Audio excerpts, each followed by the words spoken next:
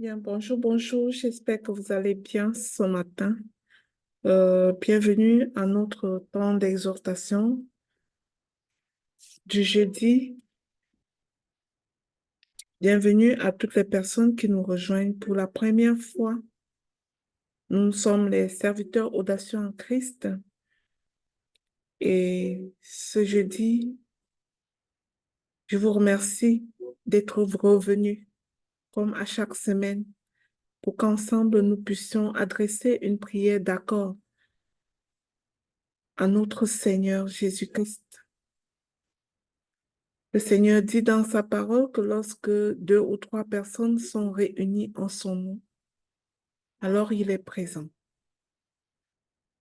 Nous sommes tous rassemblés ici dans le nom de Jésus pour élever nos supplications à Dieu le Père, pour élever nos supplications à l'Éternel des armées, lui qui est vivant,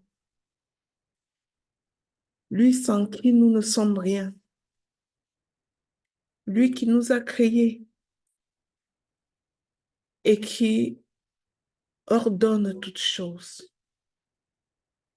Père, je te rends grâce, je te célèbre, Papa. Je voudrais te bénir, te louer, t'adorer, Majesté. Merci, Seigneur, pour qui tu es dans notre vie. Merci, mon Dieu, mon roi. Merci pour chacune de nos familles. Merci pour chacune de nos vies. Merci, Seigneur, pour nos enfants. Merci, Seigneur, pour nos parents, à travers qui tu nous as mis au monde. Merci, Seigneur, pour nos entreprises. Merci, Seigneur, pour nos emplois. Merci, Seigneur, pour tout ce que tu fais. Merci tout simplement pour le souffle de la vie. Ta parole dit que tu renouvelles tes bontés dans notre vie chaque jour. Seigneur, la toute première bonté de chaque matin, c'est le réveil. Personne de nous n'est debout parce qu'il est assez fort. Personne de nous n'est debout parce qu'il est puissant. Mais tout cela n'est que privilège. Tout cela n'est que grâce. Lorsque nous nous couchons, Seigneur, alors que nous dormons, tu permets à tes anges de camper autour de nos maisons, comme des veilleurs de nuit, Seigneur, pour s'assurer que nous dormions bien et que nous nous levons chaque matin pour vaquer à nos occupations. Alors, Seigneur, nous ne pourrons vaquer à ces occupations sans te donner la première place. Prends toute la place, mon Dieu, dans notre vie. Nous ne voulons rien faire de notre propre intelligence. Nous ne voulons rien faire de notre propre force. Mais nous voulons agir par toi. Nous voulons parler par toi. Nous voulons mourir en nous-mêmes pour te laisser vivre en nous. Merci pour le don du Saint-Esprit dont tu nous as fait le temple. Merci Seigneur Jésus. Merci d'être dans nos vies. Je te prie pour tous les membres de notre famille qui ne croient pas en toi. Pour tous les membres de nos familles qui ne te connaissent pas. Qui ne savent pas que c'est toi le chemin, la vérité, la vie. Père, touche les cœurs. Touche chacun de leur cœur. Afin que, Papa, comme une famille complète, nous soyons à ton service. Souviens-toi de tous tes enfants, Seigneur, qui sont complètement ignorants de ton existence, qui se leurrent et qui écoutent les doctrines de toutes sortes. Souviens-toi de tes enfants, Seigneur, qui, bien qu'ils connaissent ton existence, n'ont pas la capacité ou ne savent pas te donner la première place dans leur vie. Souviens-toi de tes enfants, Seigneur, qui sont pris dans le péché et qui ne sont pas conscients qu'une condition pour être avec toi, c'est de faire l'effort d'une vie de sanctification. C'est d'avoir le péché en horreur.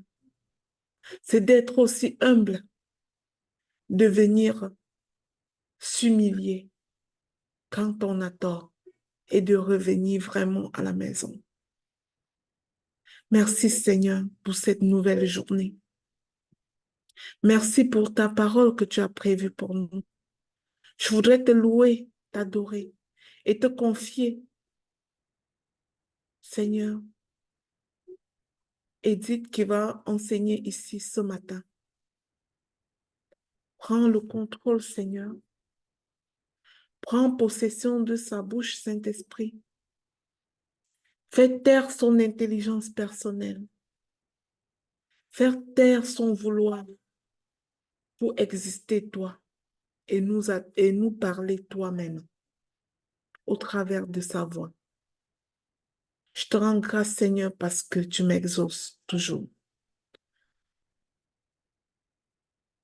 Et je sais que tu l'utiliseras pour adresser une parole à une personne qui a besoin de l'entendre ce matin. Alors disposons-nous ce matin pour écouter ce que le Seigneur a prévu pour nous. C'est au nom du Seigneur Jésus-Christ que j'ai prié. Amen. Edith Flore, je te laisse la parole. Merci. Amen, Maman Lina. Merci de me passer la parole. Est-ce que vous m'écoutez? Oui, on t'entend bien. Éternel, je veux te dire merci parce que tu veux m'utiliser ce matin comme un instrument pour parler à tes enfants ici rassemblés. Éternel, que je me taise et que toi, tu parles à tes enfants. Que tu crées un environnement favorable pour qu'ils accueillent la parole que tu as pour eux ce matin. Éternel, mon Dieu, parle, tes enfants ici rassemblés t'écoutent.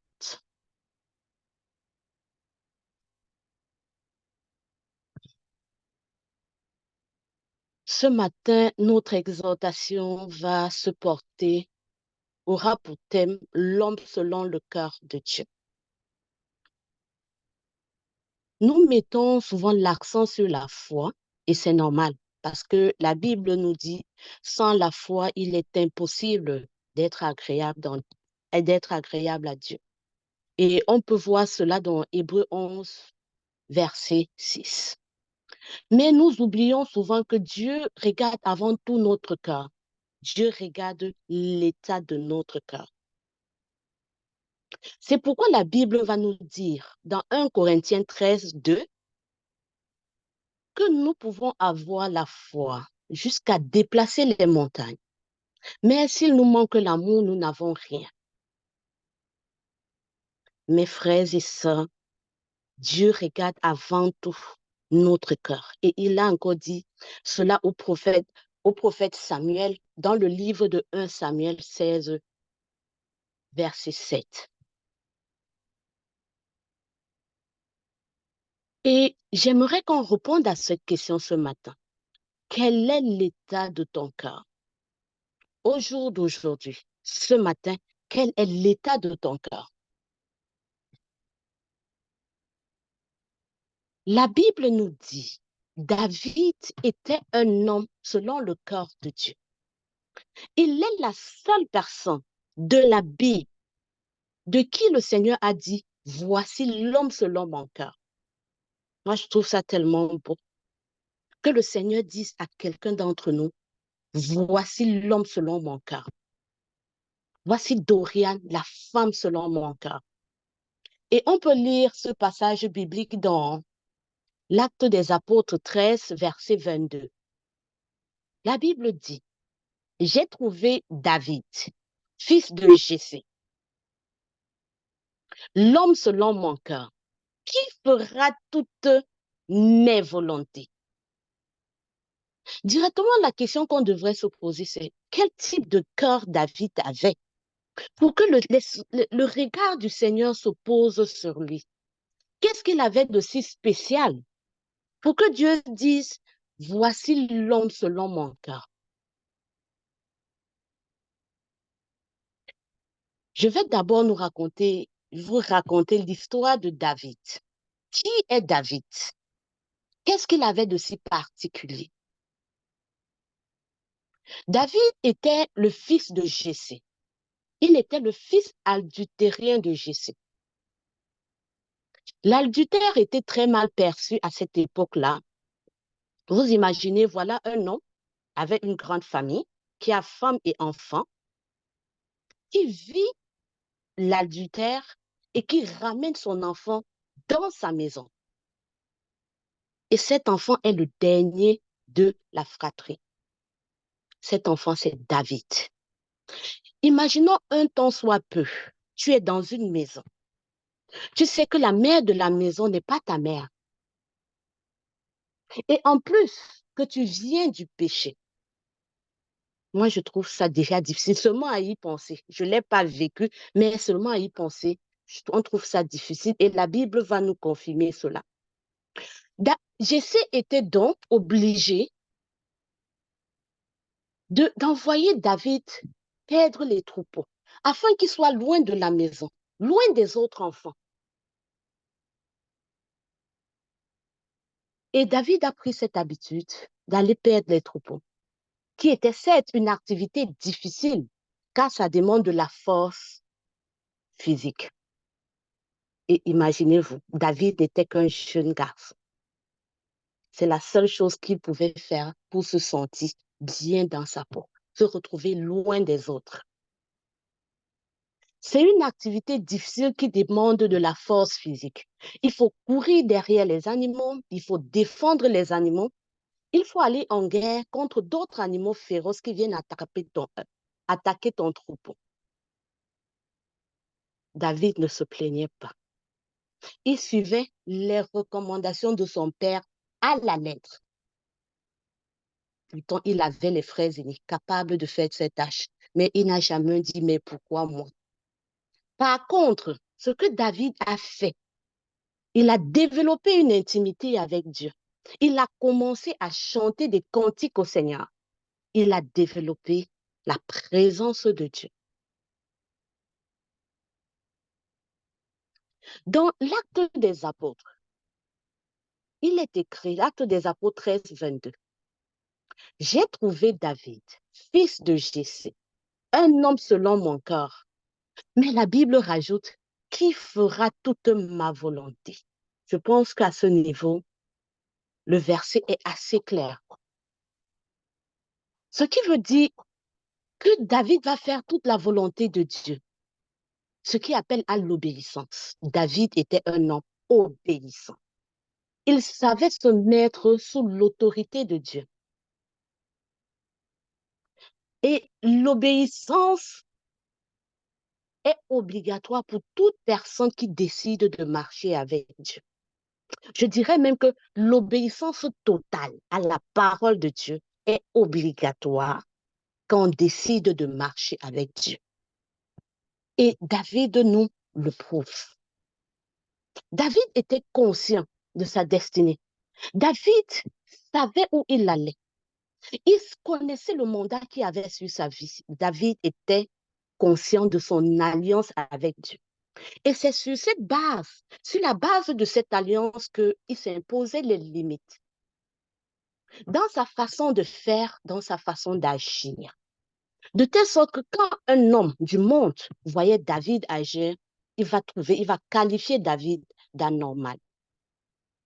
Oui, David était loin pour être, à son jeune âge, il était déjà loin pour être le prochain roi d'Israël. Et c'est pour ça qu'il était poursuivi par Saul. Saul voulait tuer David et David savait que Saul le recherche pour le tuer. Et il a commencé à fuir.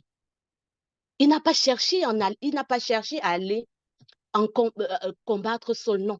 Il a cherché, il fuyait plutôt Saul.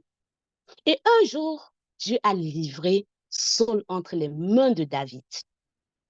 Imaginez-vous, vous avez votre ennemi, celui qui veut votre mort. Vous avez la possibilité de vous venger. Vous avez la possibilité de le tuer. C'était le cas de David. Il avait le choix entre tuer Saul ou épargner sa vie. Et s'il choisit de tuer Saul, on dira qu'il a raison. C'est de la légitime défense. Mais non, David ne l'a pas fait. David s'était déjà imposé des limites parce qu'il était conscient du mandat qu'il avait sur sa vie. Il savait également que Saul était un oint de Dieu. Malgré qu'il voulait sa mort, il sait, ça c'est un oint de Dieu. Et il s'est dit, je ne toucherai pas à un oint de l'Éternel. Il a choisi d'épargner la vie de Saul, il ne l'a pas tué. S'il l'avait tué, et même s'il fallait juger David, on allait dire qu'il avait raison, mais il a dit non. C'est un oint de l'Éternel, je ne le toucherai pas. C'est pour que nous puissions également comprendre que nous devons respecter les hommes de Dieu. Nous devons nous imposer une limite dans la manière d'agir sur cette terre et surtout envers les hommes de Dieu. Quel que soit ce que l'homme de Dieu a fait, ce n'est pas à nous de le lapider, ce n'est pas à nous de le juger. Il y a quelque temps, je me suis retrouvée dans un groupe. On était dans un parc et puis on parlait mal d'un prêtre. On avait un petit groupe de personnes, on parlait tellement mal de ce prêtre. Et moi, je restais là à écouter. C'est vrai, je ne parlais pas, je les écoutais juste. Pendant que je les écoutais, je ne savais pas que c'était un péché. Je les écoutais. Je me suis dit, le fait de ne pas parler m'épargne ou je n'ai rien fait de mauvais. Par contre, si quelqu'un à distance pointait du doigt le groupe là comme un groupe qui parle mal d'un prêtre, on devait dire aussi que Edith est en train de pécher parce qu'elle est dans le groupe et c'est vrai. Ce jour, je ne me suis pas rendu compte que ce que je faisais était mal. Juste écouter les paroles, les mauvaises paroles, c'est même déjà péché en fait. Soyons conscients du mandat qu'il y a sur notre vie en tant qu'enfant de Dieu. Et sur la base de ce mandat, soyons conscients de notre manière d'agir. On doit agir dans la vie de manière intentionnelle, en fait. On ne doit pas suivre le monde, mais on doit suivre la parole de Dieu. On doit vivre en suivant des modèles, des exemples comme David. Mais qu'est-ce qui fait la particularité de David? La force de David réside dans sa capacité à rester en communion avec Dieu. Il était en perpétuelle communion avec le Très-Haut. Il ne faisait rien sans au préalable interroger le Seigneur. Il était l'homme qui savait parler au cœur de Dieu et il savait écouter la voix de Dieu. La Bible dit dans l'Acte des Apôtres 13, verset 22, il fera toute ma volonté. Pour faire la volonté de quelqu'un, il faut déjà la connaître. C'est la raison pour laquelle David a créé une intimité avec le Saint-Esprit. David était en communion avec le Saint-Esprit. Il n'agissait pas sans se tourner et demander au Saint-Esprit, qu'est-ce que je fais? Et il y a quelques jours, nous avons célébré la Pentecôte. Et lors de l'homélie, le prêtre, il voulait nous expliquer c'est quoi le Saint-Esprit. Et voici l'image qu'il a utilisée, ou voici l'exemple qu'il a utilisé pour mieux nous faire comprendre le Saint-Esprit. Il disait ceci. Imaginons Je vais prendre Dorian, oui. Imaginons un peu, Dorian a gagné la loterie. 100 000 $. Waouh, c'est beaucoup, hein? Cet argent appartient à Dorian. C'est son dû. La seule chose qui reste à faire à Dorian, c'est d'aller récupérer et de réaliser dans sa vie ces grandes choses qu'elle a toujours souhaitées. C'est un argent qui lui revient de droit. Mais Dorian ne va pas chercher son dû. Et c'est ça le Saint-Esprit. Le Saint-Esprit est dans notre vie. Il est à notre disposition. Il est prêt à accomplir des exploits avec nous. Mais c'est à nous d'inviter le Saint-Esprit dans tout ce que nous faisons. C'est à nous d'invoquer le Saint-Esprit. C'est à nous d'aller chercher la face de Dieu. Le Saint-Esprit, c'est un gentleman. Il est juste placé à côté. Il veut juste que tu lui ouvres la porte de ton cœur et il va agir, il va entrer, il va faire tout avec toi. Je dis vraiment tout, tout. On ne va pas dire, je vais faire ci avec le Saint-Esprit, je ne vais pas faire ça. Lors d'un Zoom, il y a une dame qui a dit, même pour mélanger les repas, elle invoque le Saint-Esprit. Quelqu'un va trouver ça de banal, mais quand tu as cultivé l'intimité avec le Saint-Esprit, tu fais tout avec lui en fait et tu vas voir que la vie va devenir facile. Tu vas voir que tu vas aller de gloire en gloire. Le problème que les chrétiens vivent aujourd'hui, c'est parce qu'on n'a pas encore compris que nous devons marcher avec le Saint-Esprit. Si nous sommes encore tristes au jour d'aujourd'hui, c'est parce qu'on essaye d'agir de nous-mêmes. C'est parce qu'on ne confie pas toutes les situations de notre vie au Saint-Esprit. Il est à notre disposition. Il est à nos côtés pour agir avec nous. Il ne peut pas s'imposer dans notre vie. Il te fait savoir que je suis là. Je veux t'aider. Dis-moi qu'est-ce que tu veux faire. Et moi, je t'aiderai à le faire. Mais nous devons apprendre à l'invoquer dans notre vie. Oh Saint-Esprit, je m'apprête à appeler Dorian. Mets les paroles dans ma bouche. Oh Saint-Esprit, touche le cœur de Dorian. Je veux que le contrat que je veux signer avec Dorian se passe comme ci, comme ça. C'est nous qui devons confier notre vie, nos actions au Saint-Esprit. Et David était quelqu'un qui savait le faire. David ne faisait rien sans toutefois demander au Saint-Esprit. Et on peut voir cela dans 1 Samuel,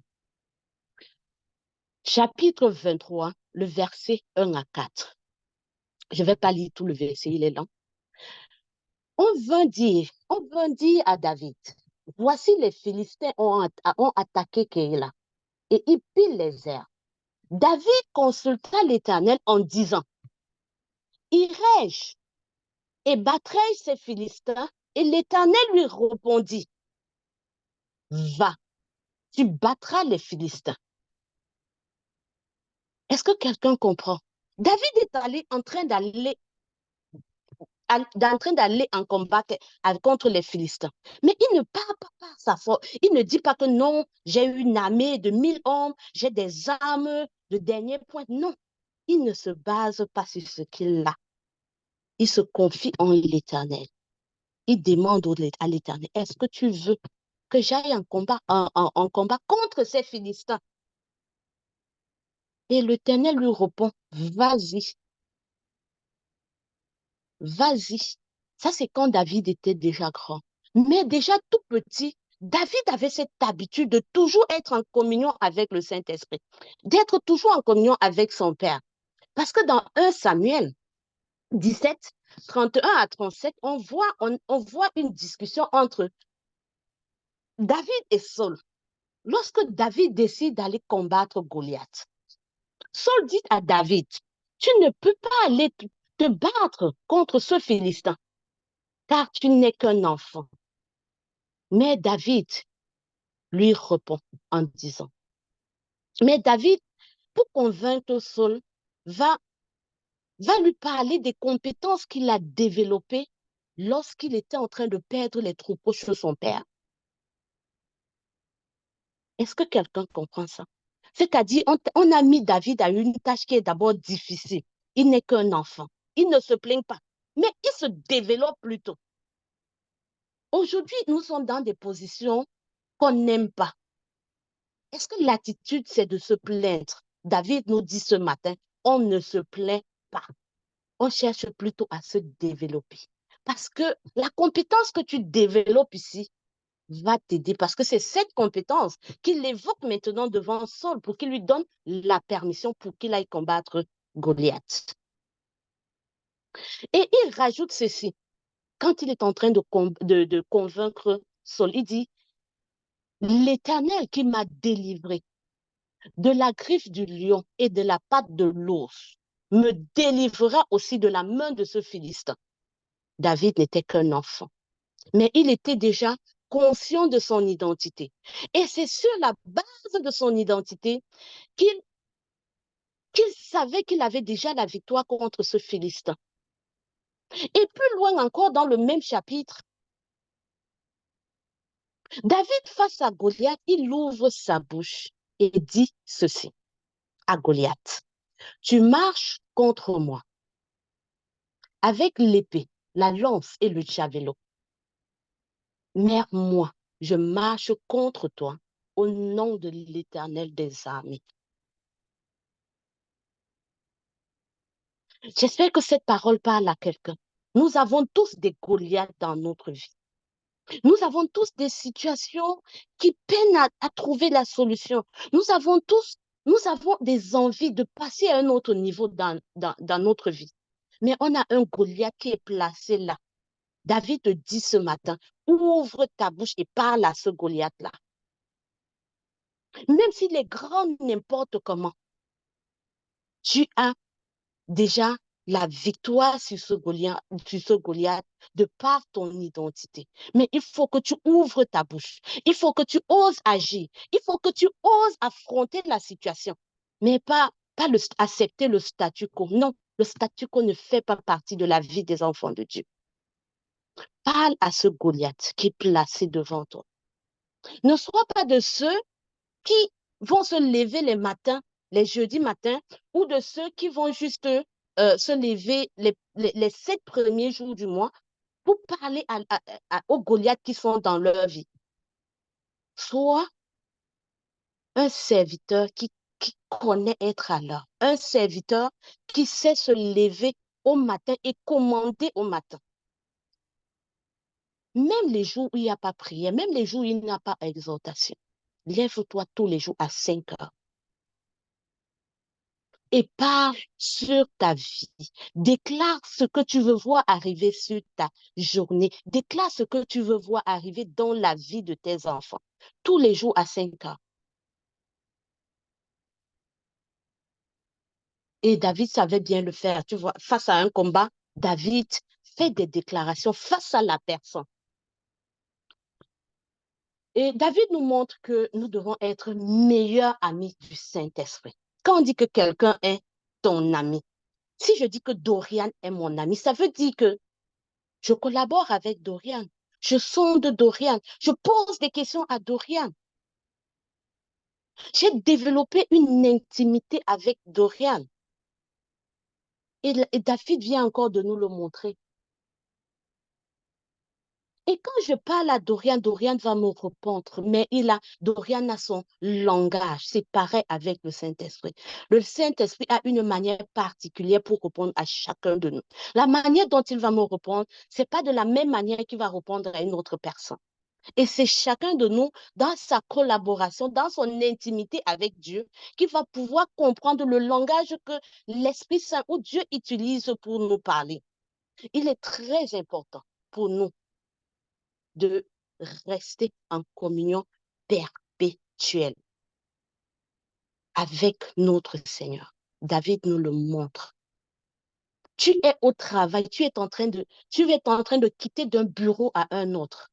Tu as un document à main. Tu pries sur ce document Pendant que les gens, il y a des bruits autour de toi, toi, tu es en communion avec ton Père. Tu dois rester concentré.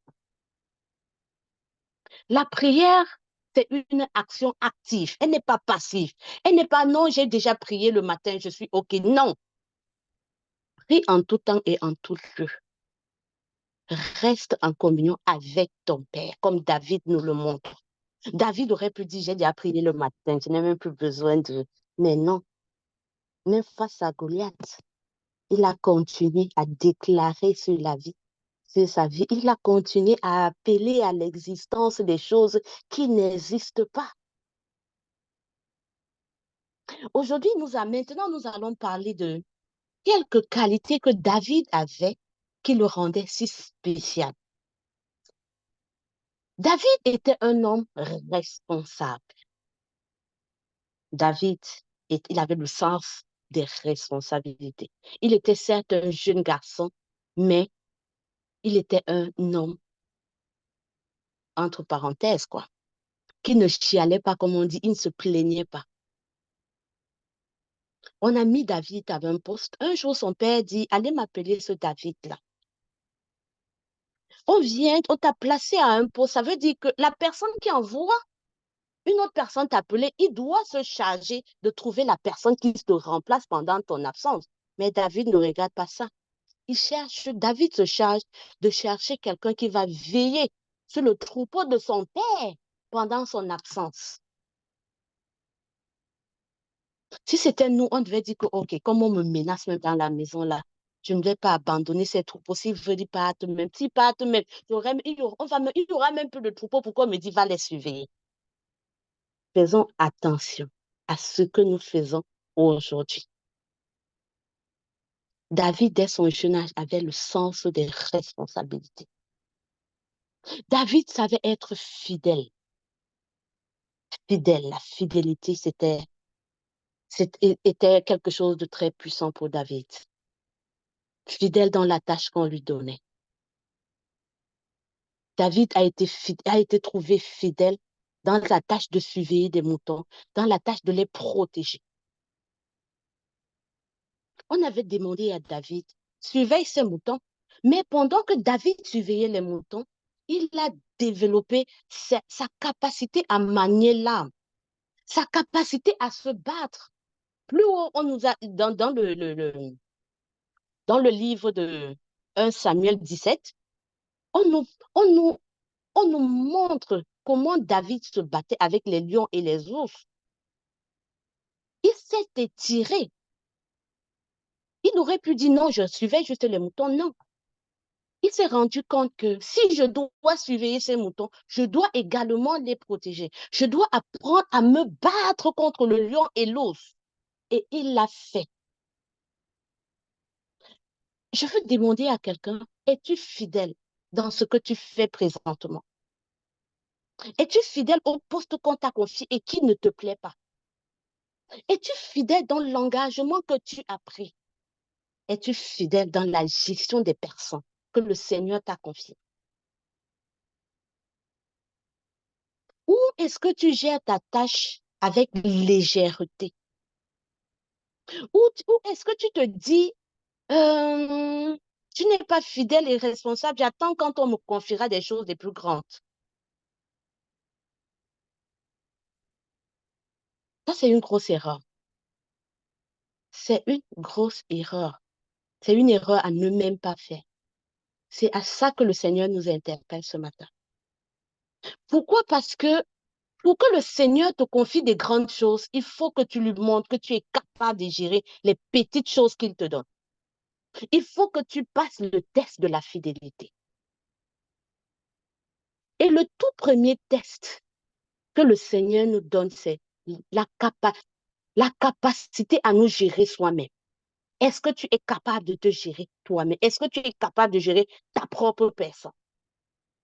C'est toi qui as décidé de te développer. Tu as décidé d'apprendre une nouvelle compétence. Tu as décidé de lire un chapitre de la Bible tous les jours. Est-ce que tu es fidèle dans cet engagement-là? Ce sont des petites choses comme ça que le Seigneur observe dans notre vie. On t'a placé à un poste, reste là, tu es à l'accueil. Est-ce que tu te charges juste de vérifier si les gens ont juste des rendez-vous? Il faut toujours faire l'extra mile. Tu peux sourire, tu peux demander à quelqu'un comment tu vas. David nous le montre. On a dit à David, surveille le troupeau. Mais il a vu que pour cette tâche-là, j'ai besoin de me développer, j'ai besoin de développer telle compétence.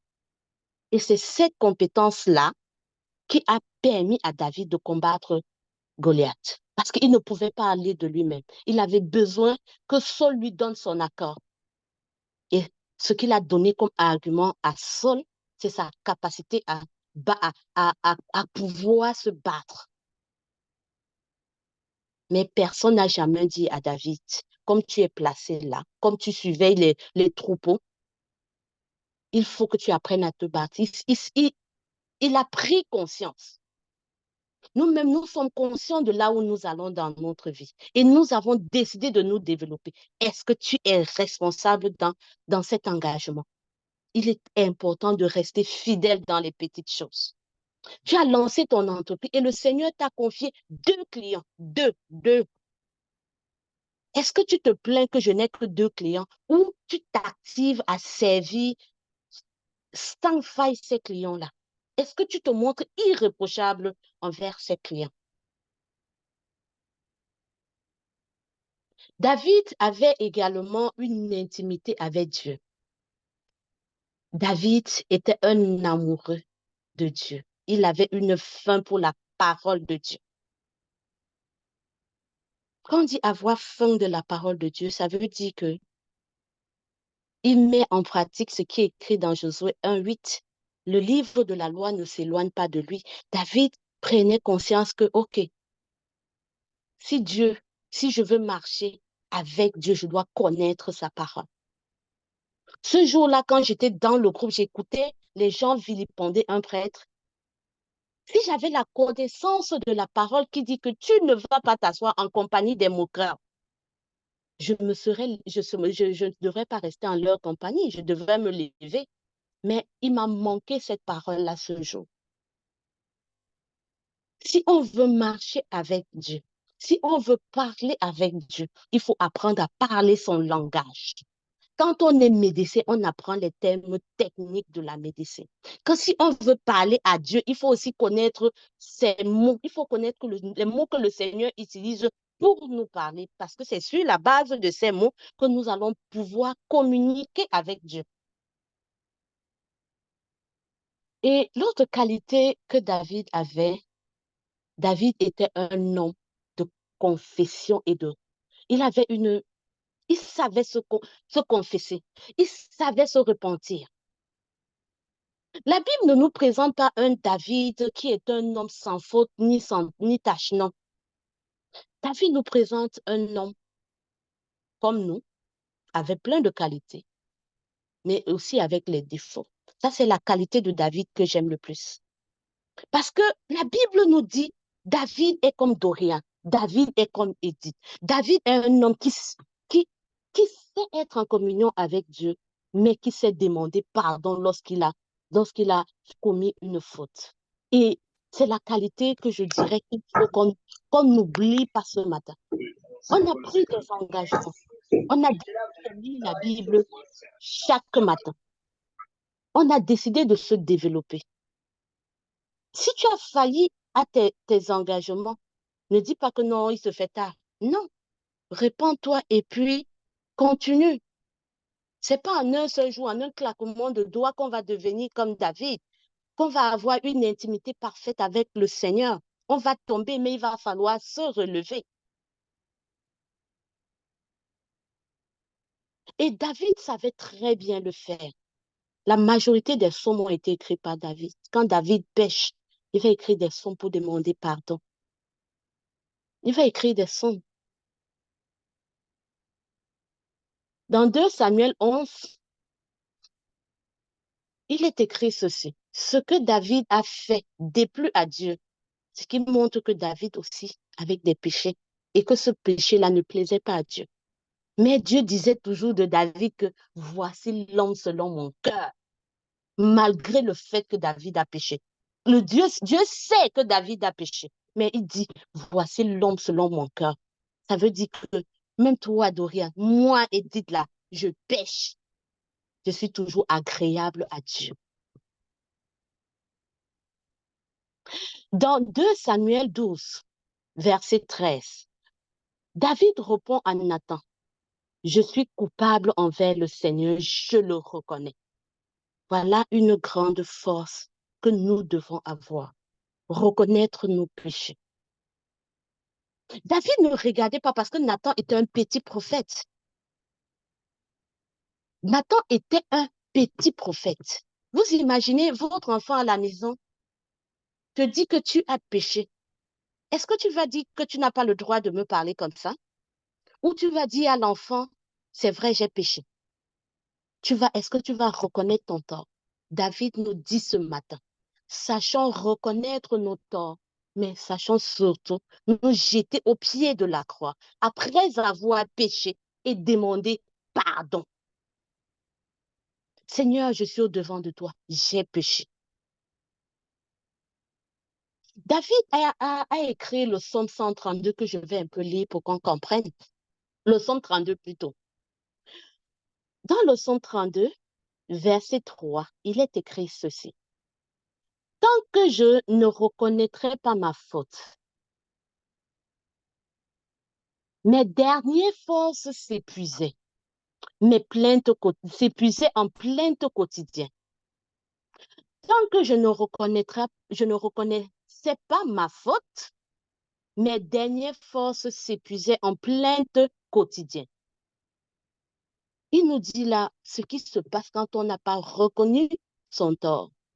Et dans le verset 5 du même psaume, David nous dit ceci. Je t'ai avoué ma faute. Je ne t'ai pas caché mes torts. Je me suis dit, je suis rebelle au Seigneur. Je dois le reconnaître devant lui. Et toi, tu m'as déchargé de ma faute. Voilà ce qui arrive quand on se jette au pied de la croix, quand on reconnaît ses torts, quand on appelle le Seigneur au secours, quand on dit, Seigneur, lave-moi de mes péchés. Le Seigneur vient te décharger de ta faute. Je dis bien malgré tous les péchés de David. David a commis un meurtre, mais le Seigneur a dit de David, voici l'homme selon mon cœur. J'espère que cela parle à quelqu'un ce matin. Si cela est possible pour David, c'est possible pour chacun de nous. Nous pouvons également être des femmes et des hommes de distinction. Nous pouvons être des personnes influentes. Nous pouvons faire partie de ceux qui dominent ce monde et non des personnes qui sont dominées. Nous pouvons relever des défis. Mais pour avancer, on a besoin de créer une intimité avec Dieu. On a besoin d'aller dans la Bible, de lire des livres comme le livre de Samuel, qui va nous relater la vie de David, pour pouvoir calquer notre vie à celle de David. On a besoin d'avoir des modèles et des modèles, nous en avons dans la Bible. Malgré les fautes de David, Dieu a dit, voici l'homme selon mon cœur. Et j'ai envie que nous fassions quelque chose. On va se séparer bientôt. J'ai 4 recommandations. 4 recommandations à l'issue de cette exhortation. La première recommandation, c'est celle qui est écrite dans Josué 1:8. Que ce livre de la loi ne s'éloigne point de toi. Médite-la jour et nuit. Ici, dans Josué 1:8, on nous recommande de méditer la Bible. Oui, sachant louer le Seigneur, sachant méditer la parole, sachant comprendre et vivre en suivant les recommandations du Seigneur. Et la deuxième recommandation, on va aller dans le passage biblique, l'Acte des Apôtres 13, le verset 22. On va remplacer le nom de David par notre nom. Ce passage dit quoi? J'ai trouvé David, fils de Jessé, l'homme selon mon cœur, qui, qui fera toutes mes volontés. On va aller remplacer David par notre nom. J'ai trouvé Édith, fille de Kamaya, la femme selon mon cœur, qui fera toute ma volonté. Et là, je vais demander au Seigneur, quelle est ta volonté? Là, je recherche la volonté du Seigneur pour ma vie. Ça, c'est la troisième recherche, la troisième recommandation. Rechercher la volonté de Dieu pour notre vie. Et la dernière, c'est obéir à la parole de Dieu. L'obéissance. L'obéissance totale à la parole de Dieu. Quand on a trouvé la recommandation, quand on prie le matin et que le Seigneur nous donne une recommandation pour notre vie, qu'elle nous plaise, qu'elle ne nous plaise pas, nous devons obéir. Et David nous a montré que lorsqu'on marche avec Dieu, lorsqu'on obéit à Dieu, on est récompensé. Je vais terminer par une histoire qui concerne ma vie. Ça s'est passé au Cameroun, je suis camerounaise, et c'est une histoire que j'aime raconter à toute personne qui a terminé ses études. Parce que c'est ce par quoi je suis passée et je me dis ça va aider beaucoup de personnes. Quand j'ai terminé le master en comptabilité, j'ai déposé quelques demandes et puis je ne trouvais pas le travail. Par contre, une amie de maman avait un cybercafé qui avait un cybercafé. Et à l'heure là, elle était en train de rechercher un gérant ou une gérante. Moi, je me suis proposée. Elle a accepté. J'allais au cybercafé tous les jours. Mon travail était de vendre des tickets aux gens et puis de les aider à se connecter. Mais j'avais remarqué qu'il y avait un monsieur qui venait au cyber tout le temps et il avait toujours des problèmes. Problèmes de traitement de tests, problèmes avec des fichiers et tout. Moi, je l'aidais à chaque fois. Parfois, quand je n'étais même pas capable, j'allais faire les recherches sur la tâche qu'il fallait accomplir et puis je mettais en pratique et à chaque fois, ça marchait. Un jour, ce monsieur m'a demandé, mais moi, je trouve que tu as beaucoup de capacités pour être une simple gérante de cyber. Je lui ai dit, effectivement, voilà le diplôme, c'est que je ne trouve pas de travail. 3 jours après, le monsieur vient me voir, il me dit, mais où moi je travaille, il y a un poste de secrétaire qui vient de se libérer. Est-ce que ça te tente? J'ai dit, bien évidemment, je suis capable. Il m'a dit, après ton CV, tout et tout, je lui ai donné mon CV. Il a déposé mon CV, on m'a appelé en entrevue. Tout s'est bien passé. 2 semaines après, à peine même pas 2 semaines après, je commençais le travail comme secrétaire dans la compagnie. Nous étions un lundi. Je commence le lundi, j'ai même pas encore connaissance de comment le travail se passe. Et puis, le mercredi de la même semaine, il y a le comptable qui vient déposer une lettre. Bon, je trouve une lettre sur mon bureau le mercredi matin quand j'arrive. Et je vois que c'est adressé à l'adjoint des ressources humaines, celui qui avait pris mon dossier au préalable. Il arrive et puis je dépose le dossier la lettre à son bureau. Et quand je lui donne la lettre, il ouvre, il lit. Quelques minutes après, il me trouve dans mon bureau. Il me dit, c'est le comptable qui vient de démissionner. Est-ce que ça te tente de déposer ta candidature pour le poste de comptable? Vous imaginez, je venais de terminer les études, j'avais même pas encore roulé ma bosse, comme on dit, parce que généralement, quand tu termines en comptabilité, il faut aller dans un cabinet comptable. J'ai un peu paniqué sur le coup. Lui, il m'a dit non, ne t'inquiète pas. Il y a un cabinet comptable qui est chargé de t'appuyer dans tes tâches et aussi, moi, je suis là. J'ai donc accepté. Mon dossier, le même jour, se retrouve dans le bureau de la RH. Au cours de la journée de mercredi, on m'appelle. On me passe à l'entrevue. Avant que je ne termine l'entrevue, on me dit félicitations, tu es désormais notre nouvelle comptable. et que dorénavant, ton bureau, c'est de l'autre côté. Donc, voilà, en une semaine, je quitte de gérant de cybercafé à comptable dans une entreprise. Mais comment est-ce que cela a pu arriver? C'est juste parce que j'étais capable de m'étirer. Parfois, les tâches que le monsieur me demandait, je n'étais même pas capable de l'accomplir. Mais je ne lui ai pas dit que ce que tu me demandes, je ne peux pas le faire. J'avais Internet à ma disposition. J'allais sur Google. J'allais faire des recherches. Comment résoudre tel problème? Et il me donne le cheminement, je fais. Quand le monsieur revient, son travail est fait. Son travail était toujours et bien fait. Ce qui fait que, waouh, il était toujours surpris. Et c'est ça que David a fait. Quand on a dit à David, surveille le troupeau, David ne s'est pas chargé juste de vérifier que le troupeau va bien. Il a développé sa capacité à se battre, à lutter contre le lion et l'ours. Il a appris à manier les armes. À chaque fois que nous allons essayer, que nous allons faire un petit effort à nous étirer dans la tâche qu'on nous confie, bien même si on aime, je dis bien qu'on n'aime pas, parce que généralement on se trouve dans des postes où on va dire je n'aime pas ce qu'on fait, ce que je fais. Apprenons à nous étirer, apprenons à nous développer. Donc, c'est ce que le Seigneur avait pour nous ce matin. Loué soit Jésus-Christ, à jamais. Maman, là, je te passe le micro. Amen. Sois abondamment béni, arrosé, maman Edith. Je bénis le Saint-Esprit pour ce beau message.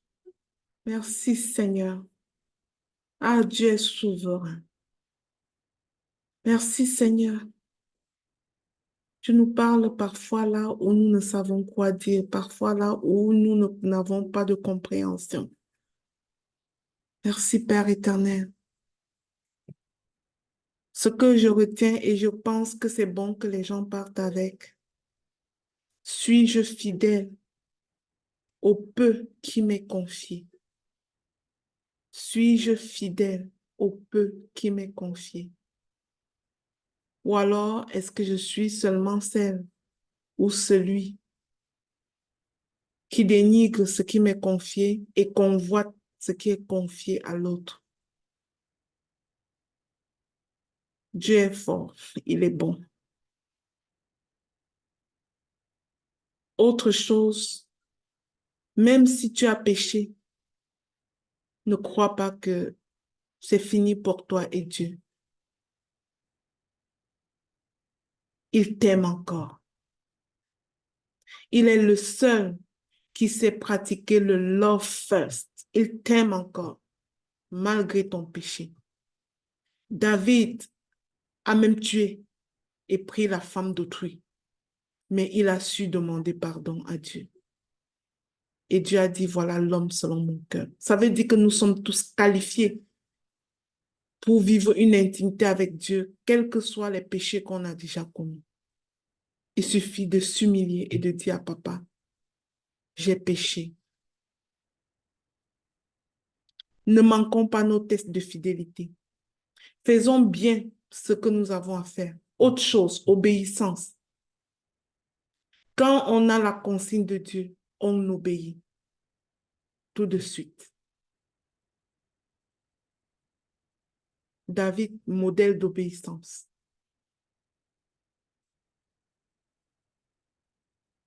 On obéit.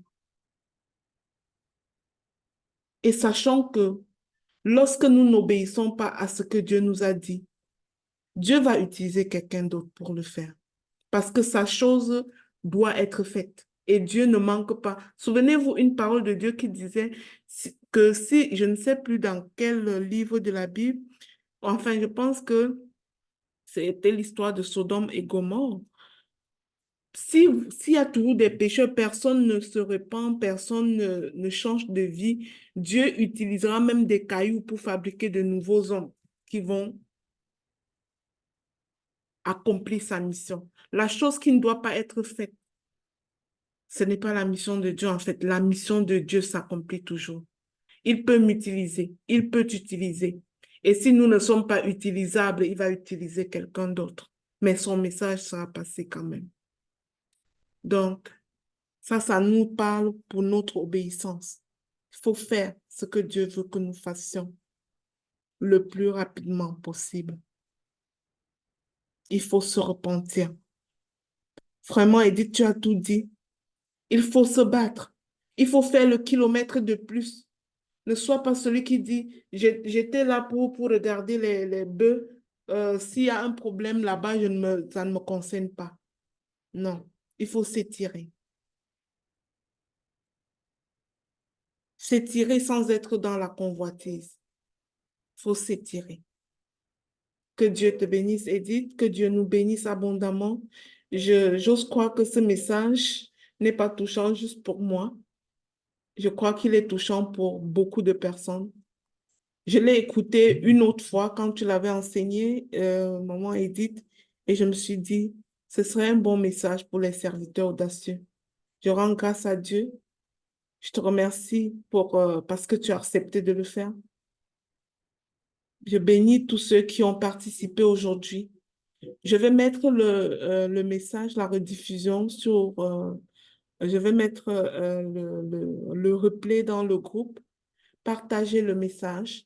Et puis, quand vous écouterez le replay, euh, commentez ce message-là, marquez votre pouce j'aime sur le message pour faire que cela ait une portée. Si ce message est bon pour nous, il est bon pour beaucoup d'autres personnes. Lorsque tu le partages, lorsque tu commandes, lorsque tu cliques j'aime, tu joues sur les algorithmes pour permettre que ce message-là atteigne une autre personne. C'est un service que tu fais quand tu fais ça. Amen. Bonne journée à tous. Amen. Amen. Allô, Maman Lina. Oui, bonjour, docteur. Je voulais bénir vraiment la vie du Seigneur pour maman Edith Flore, pour ce message. J'ai retenu deux choses. David se tenait sur son identité pour avancer. Malgré les moments où il a mal fait, il revenait toujours devant son père. Il y a ça.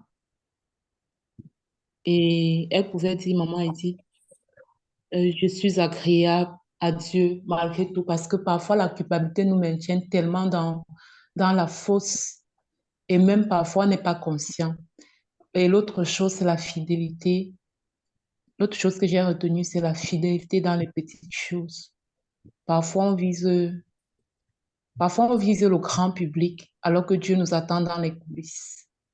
Que vraiment le Seigneur nous aide à être là, en fait, à être à notre poste là où il nous veut, à la saison où il nous veut.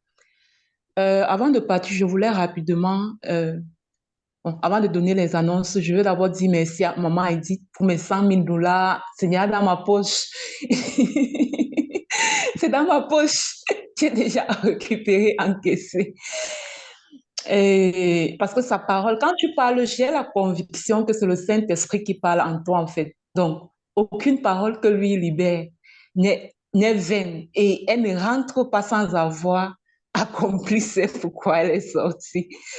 Donc, je vais donner les annonces rapidement avant qu'on ne puisse se séparer. Nous sommes 37 ici. Nous espérons que dans 2 jours, donc le 1er juin, donc après-demain, nous serons 37 ici et pourquoi pas le double ou le triple pour les 7 jours d'enseignement du mois de juin. Ça va être vraiment waouh. Pourquoi? Parce que on parle de l'audace d'accomplir. Et nous savons à quel point parfois nous sommes, surtout comme ça, en milieu d'année, hein, surtout en milieu d'année, comme on a déjà oublié, hein, c'est-à-dire on a tellement été écrasé. L'apôtre William aime souvent prendre la machine à écraser. Vous vous rappelez cette ancienne machine qu'on utilisait pour écraser les arachides au village?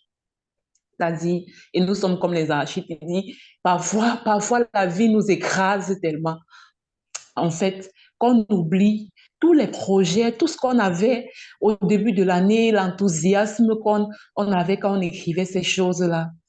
Tellement à un moment donné, nous sommes acculés écrasé par la vie, qu'on oublie et on est comme fatigué et tout ça.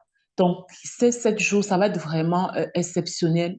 C'est le lieu de venir se recharger. C'est le lieu de venir, en fait, se ressourcer, prendre les forces et l'élan nécessaires pour accomplir les choses qu'on est censé accomplir cette année. Vous avez suivi comment Maman Lina disait que si Dieu te demande de faire quelque chose, tu ne fais pas, son œuvre ne souffrira jamais.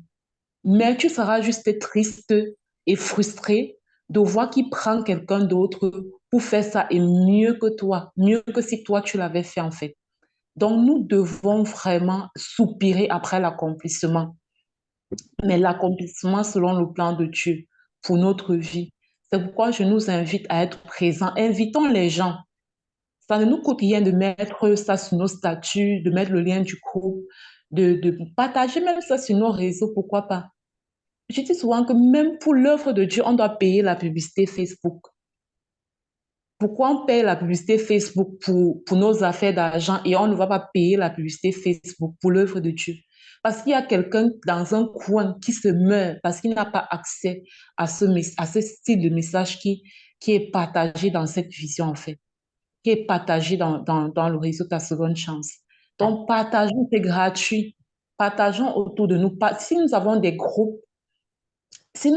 groupes, WhatsApp, je sais que beaucoup de personnes qui sont ici sont positionnées en ligne. Vous avez des groupes WhatsApp, même des groupes de famille. Partagez. J'avais apprécié Gaëlle Muriel Wonka, je crois qu'elle est connectée. C'est comme si elle avait seulement ravagé toute sa famille, elle est venue avec. Il y a aussi la coach Carole qui a fait ça en fait. Partageons autour de nous. Partageons. Les gens ne vont pas forcément courir, mais que celui qui va venir, en fait, celui que Dieu veut qu'il vienne, viendra. Partageons. Et soyons nombreux pour ces 7 jours de jeûne et d'enseignement. Parfois, quelqu'un va dire que non, si je mets le lien là, ici, là, on ne vend rien. Parce qu'il y a parfois ces petits trucs-là dans nos cœurs, et de pas très sains. C'est pourquoi ils partagent ça dans mon groupe. C'est mon groupe. C'est l'œuvre de Dieu. C'est l'impact. Il s'agit de sauver des vies. Il s'agit de sauver des vies. Il s'agit de sauver des vies. Donc, vraiment, si quelqu'un se reconnaît dans ça, non, je ne peux pas partager le lien là dans mon groupe, mais les gens vont partir là-bas. Il s'agit de l'œuvre de Dieu, en fait. Nous, on ne vend, vous le savez, on ne vend rien ici. On ne fait aucun commerce. Il s'agit ici de servir Dieu et rien que de servir Dieu en attirant plus d'âmes à lui, en nous laissant utiliser pour contribuer à la restauration de ceux qui ont le cœur brisé, à la guérison des malades et à toutes les personnes qui sont affligées de toutes sortes de maux. Il n'est que question de ça, en fait. Donc ça, c'est le premier, la première communication que j'avais pour ce matin. Nos 7 jours, soyons là. Venons avec des objectifs clairs. Je veux me relever. Tout ce que j'avais banqué depuis un moment parce que j'étais fatiguée, je ne savais même plus par où continuer. Je veux recommencer en fait. Je veux retrouver l'enthousiasme que j'avais en début d'année. Viens avec des objectifs spécifiques. La deuxième communication, il s'agit bien évidemment de nos enfants, les enfants du réseau Ta Seconde Chance. Vous savez, tous les 5 premiers jours du mois, nous pensons à eux. Là, je m'adresse de manière spécifique aux membres du réseau Ta Seconde Chance. Donc, ne les oublions pas. La fin d'une chose vaut mieux que son commencement. Et quand on commence, la fin doit être plus grande que le début. On ne va pas commencer grand au début pour faiblir en chemin. Et Dieu nous juge aussi sur notre fidélité, en fait. Donc, continuons d'agir pour eux, ces orphelins, répandus maintenant dans plusieurs pays en Afrique. On est en train d'aller aussi au Gabon selon la direction que le Seigneur va nous donner au moment où il va le faire. Mais tout ça, ça a besoin de finances, en fait. Donc, continuons à être fidèles. Voilà bientôt le premier. N'oublions pas que ce soit comme un réflexe, que ce soit comme un réflexe pour nous. Parce que le Seigneur bénit toujours. La Bible dit que l'arroseur sera arrosé. Donc, ce sont les 2 communications que j'avais à partager avec vous ce matin. Je suis très contente de cet enseignement. Vraiment, je suis dans l'allégresse, je suis dans la joie et je bénis ta vie encore une fois de plus. Maman Edith, reçois la double portion de ce que tu nous as transmis aujourd'hui. Au nom de Jésus. Amen. Amen. Amen, maman. Maman Doriane, soyez abondamment bénie. Merci pour le puissant enseignement comme maman Edith.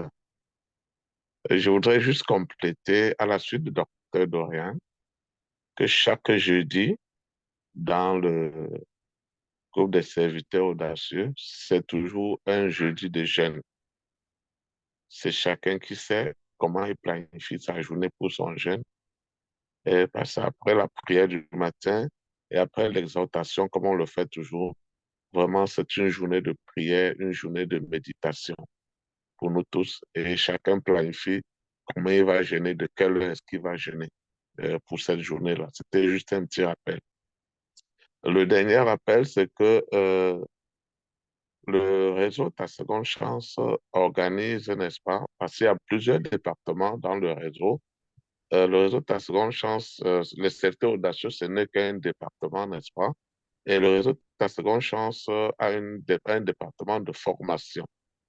Et ce samedi à 12 heures de Montréal, il y a la remise des parchemins pour la cohorte qui vient juste d'achever sa formation en leadership. Donc, la remise des parchemins, c'est samedi à 12 heures, heure de Montréal. Les flyers sont dans le groupe, les liens sont là. On vous invite vraiment à y participer pour voir comment un autre département du réseau se déploie, n'est-ce pas, pour former ses membres afin qu'ils soient des meilleurs et des bons ambassadeurs du Christ et des orphelins, surtout dans le monde entier. Merci, soyez abondamment bénis et bonne journée de prière et de jeûne à tous. Merci. Merci beaucoup, Papa Glogé. Merci pour tous ces rappels. Et je voudrais dire que cette communication vaut invitation à tous ceux qui sont connectés ici. Toutes les personnes qui ont, les membres du réseau qui ont ou bien ce sont des étudiants essentiellement, qui ont le flyer, j'y serai. Prière de mettre ça sur vos statuts, je vous en prie. Mettez sur vos statuts aujourd'hui pour communiquer sur notre événement de samedi. C'est une prière, c'est ça votre façon de contribuer. Merci infiniment. Passez une excellente journée et soyez abondamment bénis. Samedi, j'ai rendez-vous avec vous à midi, heure de Montréal. Soyez tous connectés. C'est le même lien par lequel nous faisons les prières ici. Donc, venez juste dans le groupe des serviteurs audacieux, cliquez sur ce lien Zoom samedi à midi et vous allez en savoir plus sur le réseau Ta Seconde Chance, en savoir plus sur ce que nous faisons. Vous allez encourager nos diplômés qui sortent des cours de leadership. Merci. Nous précisons que ces cours de leadership sont enseignés gratuitement aux membres du réseau Ta Seconde Chance qui se distinguent par leur implication. Merci beaucoup. Bonne journée.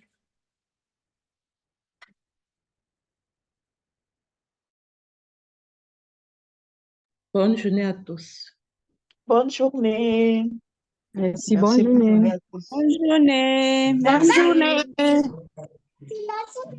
Bonne journée.